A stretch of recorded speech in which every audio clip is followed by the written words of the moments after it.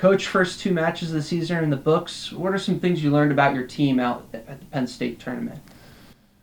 Well, the good news is that we are committed to the process. We're committed to learning how to play volleyball. We're committed to learning the skills individually. We're committed to doing things the right way. We're also committed to instilling the right type of culture so that we get to the championship level that we're trying to get with the Trojans, getting back to, tapping into the heritage that we have here. And this was our first time with the lights on with a number of guys who, we always talk about what habit are you instilling today? And we've done some great work in the fall. We've done some great things in team culture wise and smashing those, but there's a whole nother level once you put them in front of the cameras and the lights and all that stuff, and it's between the whistles. So we ran into a situation where the experience of this is how I've played as opposed to practice carried over a little bit, and we just had a little hard time grasping onto those functionalities, and we slipped back in some of the habits that we had. So for me, this was a great learning experience. I mean, it comes at the sacrifice of a couple matches, but my team's capable of winning those matches if we perform the way we need to and be mindful of all the things that we've learned and implementing them. And obviously, the margin for error is a lot more slim against teams like Penn State and Ohio State. But what's the benefit to playing high level competition on the road like that to start the season?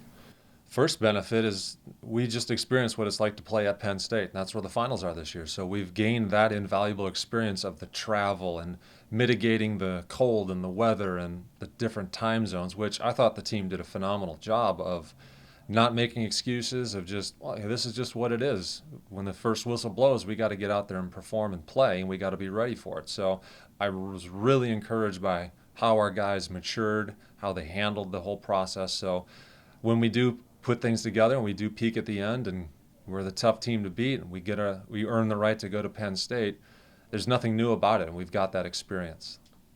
Lucas Yoder led the team in kills that second match. How has he progressed from the early practices now into matches? I'm extremely proud of what Lucas has done. His freshman year, he came in as, he was the guy. I mean, he performs at a high level. He's one of the best passers in the nation.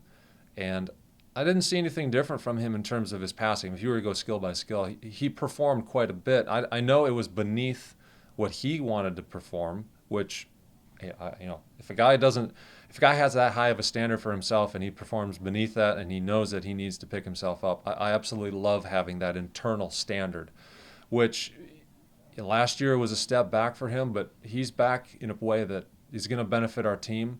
I know I can count on him to pass the ball and to pass the ball at a high level regardless of who's serving, and that's a great thing to be able to rely on for an offensive situation. And his hitting's coming back too. And there's always something we can tweak in terms of these are the things that we're looking for.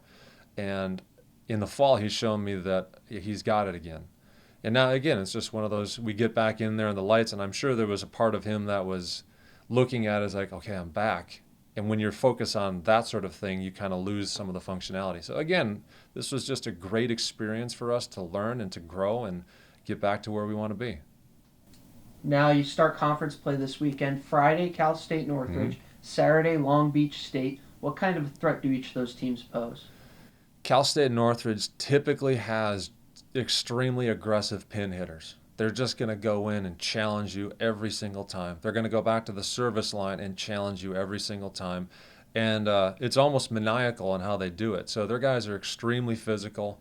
Their middles are extremely fast to the pin. So if they take you out of your system, they're going to have a challenging block ahead of you, which that's a good test. It's a good test to see how good our pin blockers have, or our pin hitters have progressed in terms of getting the feet to the ball, doing things the right way, and challenging the block and getting good swings out of it. But it also puts some pressure on us to run a good offense. And if we're able to mitigate their surge and we're able to run our offense, then we put ourselves in a position to win that match. Long Beach has an extremely talented team. Their system is one where, they do things a little bit different than other teams. They're going to be extremely experienced at the right positions. They've got extreme physicality, and they have a never say die attitude. They just keep going. So again, it's similar challenges in similar ways, and the way I look at it is if we just play our side, take care of our side of the net, then we put ourselves in a good chance to win.